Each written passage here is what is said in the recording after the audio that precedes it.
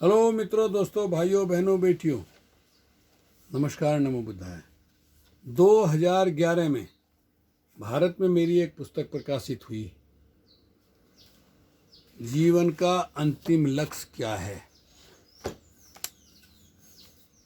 मैंने इसमें शिविर अटेंड किया और सीखने को मिला कैसे करनी है विपश्यना साधना। मैंने सोचा लोगों को इसके बारे में बताया जाए, तो आइए बताते हैं आपको कैसे आप इसमें एंट्री करेंगे।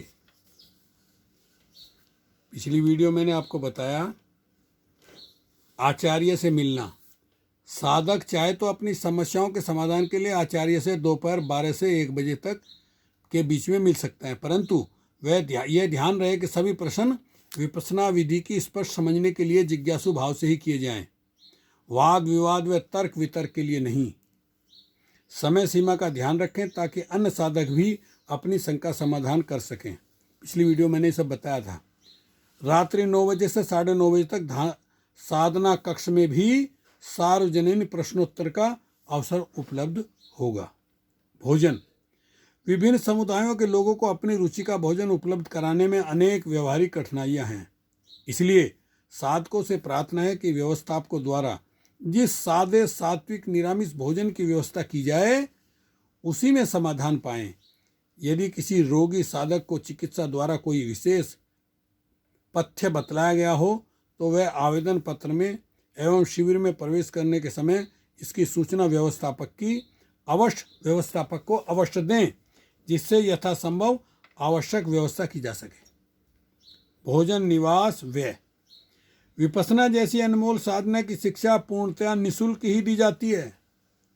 शिविरों का खर्चा इस साधना से लाभान्वित साधकों के कृतज्ञता भरे ऐच्छिक दान से चलता है।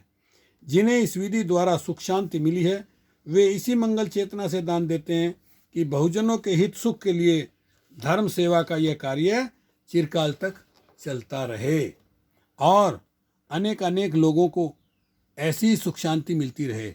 शिविर समापन के समय नए साधकों के मन में इस प्रकार की मंगल भावना जागे तो वे भी अपनी श्रद्धा व शांति के अनुसार दान दे सकते हैं। नाम, यश अथवा बदले में अपने लिए विशिष्ट सुविधा पाने का उद्देश्य त्याग कर केवल लोक कल्याण की चेतना से ही दान दें।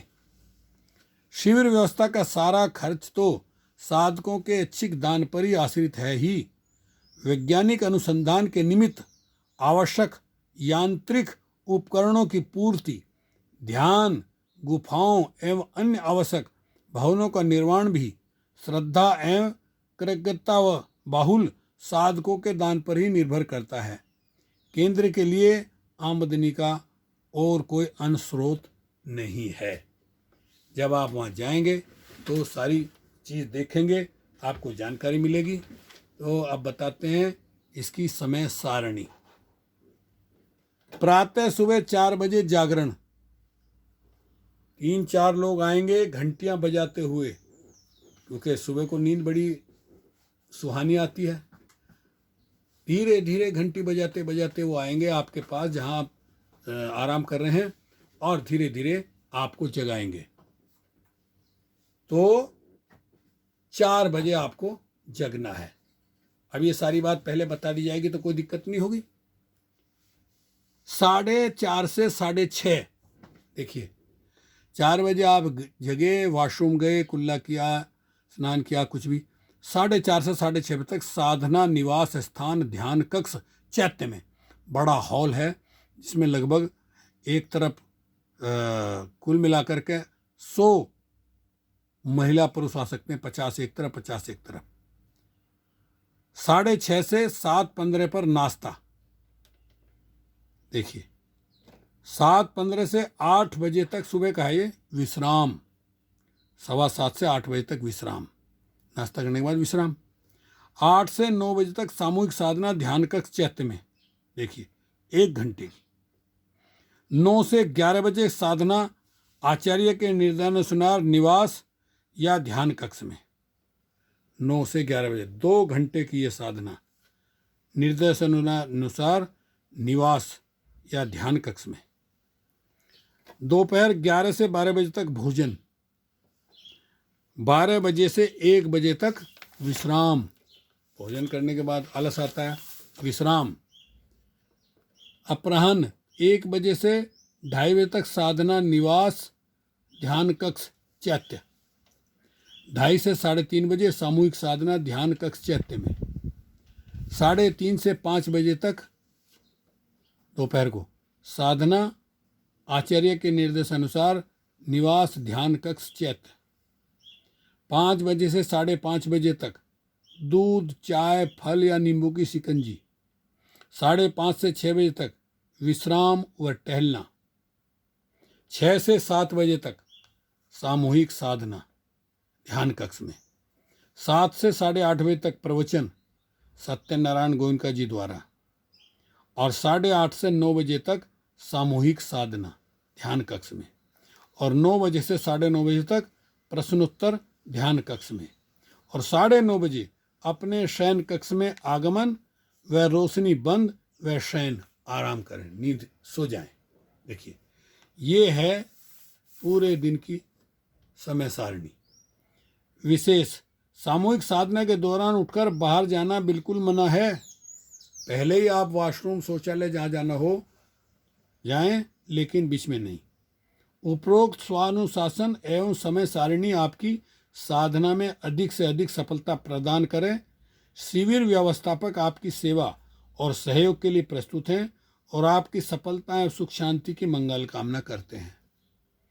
मेरी समझ में दुनिया में कोई ऐसी संस्था नहीं होगी जो निःशुल्क कोई विद्या सिखाती हो, वो भी अपनी सुविधाओं के साथ।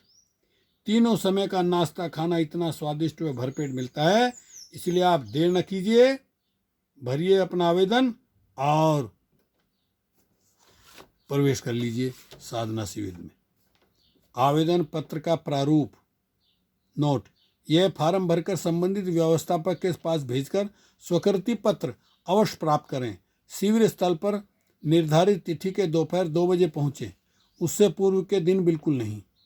मैंने अनुशासन सहायता के नियमों एवं सारणी को भली भांति अध्ययन कर लिया है। मुझे इसकी उनकी आवश्यकता एवं गंभीरता स्वीकार्य है। यदि मुझे शिविर में क्रमांक, नंबर, तारीख सम्मिलित होने के लिए अनुमति मिले तो मैं पूरे 11 दिन शिविर स्थल पर रहकर सभी नियमों का पालन करूंगा या करूंगी। तारीख अपने हस्ताक्षर करें, पुरुष हैं या महिला हैं, उम्र बताएं, पूरा नाम बताएं, पूरा पता दें, फ़ोन नंबर दें, पिन कोड दें, शिक्षा जो पढ़ाई आपने की है, जितनी योग्यता है वो दें। व्यवसाय अभी या अवकाश पूर्व यथा नौकरी, पता, पति या पिता की नौकरी, उनका कंपनी का नाम, पद, विभाग, व्यापार, पति या पिता का व्यापार, पूर्ण विवरण।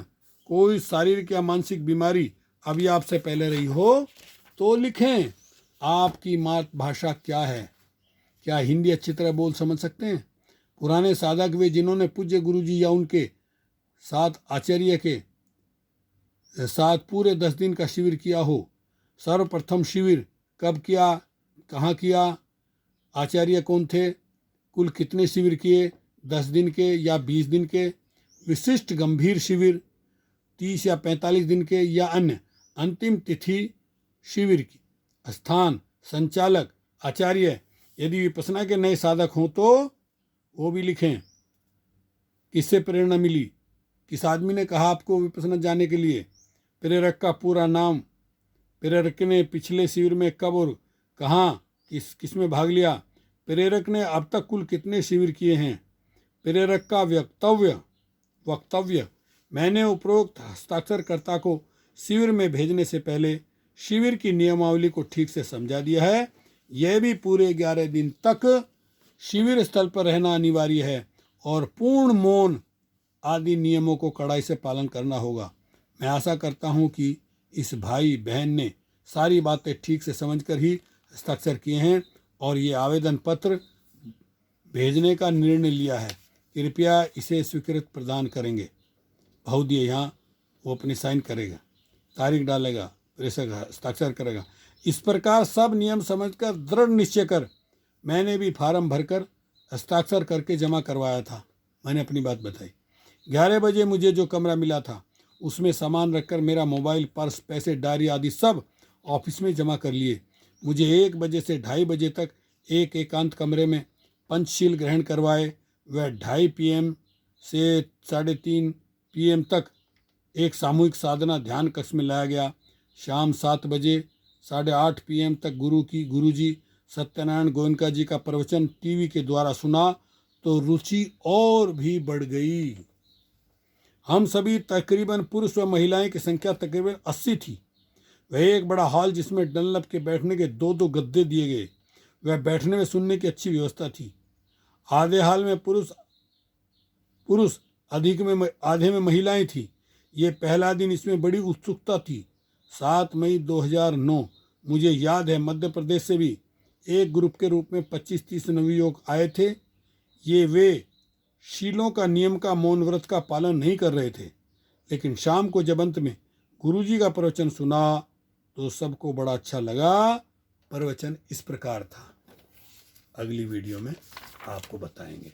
ओके, शुक्रिया, धन्यवाद, तालवेगो।